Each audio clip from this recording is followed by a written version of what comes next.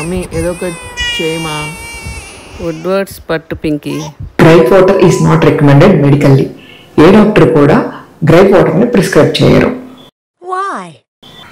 ఎందుకంటే సైంటిఫిక్గా ఏ ఎవిడెన్స్ లేదు ఈ గ్రైప్ వాటర్ అనేది పనిచేస్తుంది అని చెప్పి. దీనిలో హార్మ్ఫుల్ కెమికల్స్ ఉండటం వల్ల బేబీని ఇంకా హార్మ్ చేస్తుంది.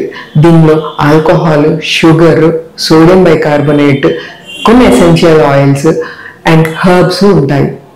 ఆల్కహాల్ ఉండటం వల్ల బ్రెయిన్ డెవలప్మెంట్ అనేది తగ్గుతుంది. కొన్నిసార్లు బ్రీతింగ్ అనేది ఆపేస్తూ ఉంటారు. షుగర్ ఉండటం వల్ల టీత్కి అండ్ గట్కి హార్మ్ఫుల్ ఎఫెక్ట్స్ వస్తాయి. సోడియం బైకార్బోనేట్ వల్ల యాసిడ్ బేస్ డిస్టర్బెన్సెస్ వచ్చి ఆల్కలోసిస్ అయిపోతూ ఉంటారు. ఈ గ్రైప్ వాటర్ వల్ల కొన్నిసార్లు అలర్జిక్ రియాక్షన్స్ వస్తూ ఉంటాయి. వామిటింగ్స్, మోషన్స్ అవ్వటం ఆర్ బ్రీతింగ్ డిఫికల్టీస్ కూడా వచ్చే అవకాశం ఉంటుంది. అసలు మెయిన్ ప్రాబ్లమ్ కొన్నిసార్లు మెడికల్ డయాగ్నోసిస్ కూడా మిస్ అయ్యే అవకాశం ఉంటుంది.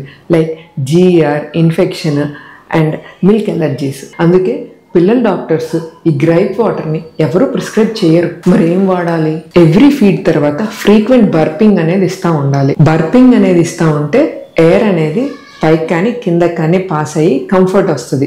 సూపర్వైజ్డ్ టమ్మీ టైం ఇస్తూ ఉంటే ఎయిర్ అనేది మళ్ళా ఫ్రీగా పాస్ అవుతూ ఉంటుంది. మూడోది ప్రాపర్ ఫీడింగ్ టెక్నిక్. అంటే బ్రెస్ట్ ఫీడింగ్ అయితే కనుక ప్రాపర్ లాచింగ్ అనేది ఉండాలి. అదే ఫార్ములా ఫీడ్ అయితే కనుక యాంటీకోలిక్ బాటిల్స్ అనేది వాడాలి.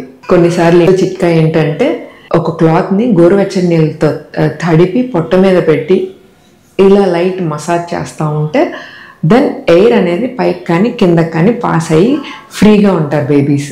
ఒకవేళ ఇవన్నీ చేసినా కూడా బేబీ కంఫర్ట్ ఇంకా సరిగ్గా లేదు అంటే కనుక పీడియాట్రిషియన్ని కన్సల్ట్ అవ్వండి. గ్రైప్ వాటర్ వాడకూడదు. సింపుల్ టెక్నిక్స్ వల్ల బేబీని కంఫర్ట్ చేయొచ్చు.